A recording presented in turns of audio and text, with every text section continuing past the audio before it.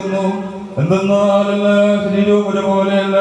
മനുഷ്യന്റെ ശരീരം വേറെ, മൃഗങ്ങളുടെ ശരീരം വേറെ, പക്ഷികളുടെ ശരീരം വേറെ, മത്സ്യങ്ങളുടെ ശരീരം വേറെ. സ്വർഗീയ ശരീരങ്ങളുണ്ട്, ഭൗമിക ശരീരങ്ങളുണ്ട്. അമിനഹായ് ബറക്മോ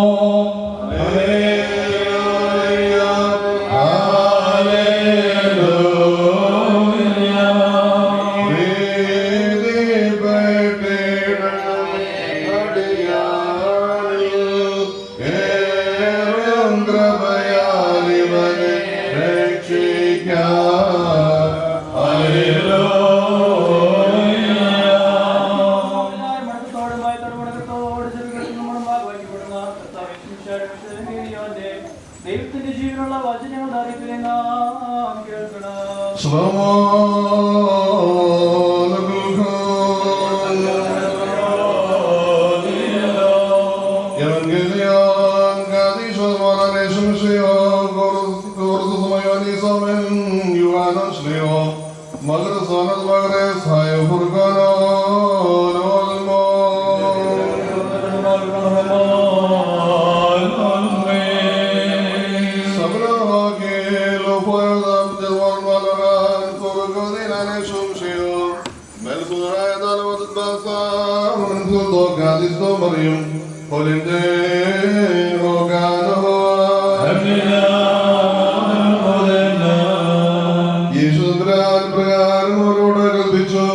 ഞാൻ സത്യമായും നിങ്ങളോട് പറയുന്നു, പിതാവ് ചെയ്യുന്നതായി കാണുന്നതല്ലാതെ പുത്രന് സ്വന്തമായി ഒന്നും ചെയ്യുവാൻ കഴിയില്ല.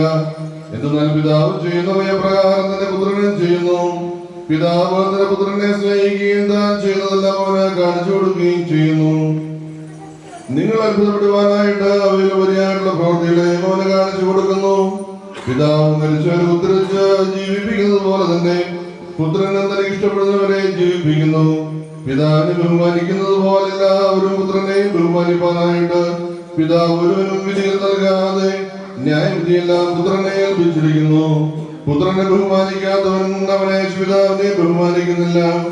ഞാൻ സത്യമായി നിങ്ങളോട് പറയുന്നു, എന്റെ വചനം കേട്ട് എന്നെ അയച്ചവനെ വിശ്വസിക്കുന്നവന് നിത്യജീവനുണ്ട്. അവൻ ന്യായവിസ്താരത്തിൽ ഉൾപ്പെടാതെ മരണത്തെ വിട്ട് ജീവനിലേക്ക് കടന്നിരിക്കുന്നു. ഞാൻ സത്യമായി നിങ്ങളോട് പറയുന്നു, മനുഷ്യർ ദൈവപുത്രന്റെ ശബ്ദം കേൾക്കുകയും കേൾക്കുന്നവർ ജീവിക്കുകയും ചെയ്യുന്ന സമയം വരുന്നു.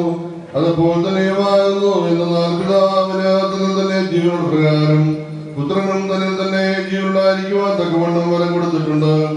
ന്യായവിധി കൂടെ നടത്തുവാൻ അവനെ അധികാരപ്പെടുത്തിയിരിക്കുന്നു. എന്നാൽ അവൻ മനുഷ്യപുത്രനാകുന്നു. ശുഭകലറുകളിൽ സ്ഥിതി ചെയ്യുന്നവരെല്ലാവരും അവന്റെ ശബ്ദം കേട്ട് നന്മ ചെയ്തവർ ജീവന് വേണ്ടിയും തിന്മ ചെയ്തവർ ദണ്ഡവിധിക്ക് വേണ്ടിയും പുനരുദ്ധാനം ചെയ്യുന്ന സമയം വരുന്നു. ഇതിൽ നിങ്ങൾ അത്ഭുതപ്പെടേണ്ട എന്ന് നമ്മുടെ കർത്താവ് താൻ കൽപ്പിച്ചരുളി ചെയ്തു.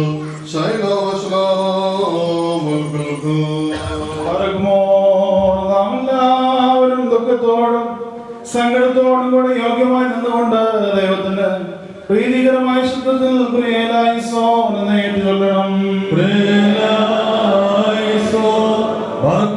ജീവന്റെയും മരണത്തിന്റെയും മേൽ അധികാരമുള്ളവനും മരണത്തിന്റെയും യോഗത്തിന്റെയും ഉടയവനും ആത്മാക്കളുടെയും സർവ്വജനങ്ങളുടെയും ദൈവവുമായ വിശുദ്ധതമ്പുരാനെ നിന്നോട് ഞങ്ങൾ അപേക്ഷിക്കുന്നു.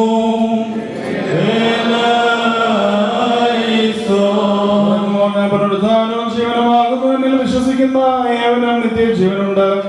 അവൻ ന്യായവിധിയിൽ ഉൾപ്പെടാതെ മരണത്തിൽ നിന്ന് നിത്യ ജീവനിലേക്ക് മാറിക്കഴിഞ്ഞിരിക്കുന്നു എന്നറിളി ചെയ്തോളം വിശുദ്ധതമ്പുരാനെ നിന്നോട് ഞങ്ങൾ അപേക്ഷിക്കുന്നു. മരണഗതി കാലിൽ തുടങ്ങിയ തലവരെ എത്തുന്നതിനിടയ്ക്ക് അവന്റെ മനസ്സ് അനുതാപത്തിലേക്ക് ധൃതിപ്പെട്ടുകൊണ്ടിരിക്കണം. എന്നാൽ ഞാൻ സമ്പൂർണമായ മനുഷ്യാവതാര കാലത്ത്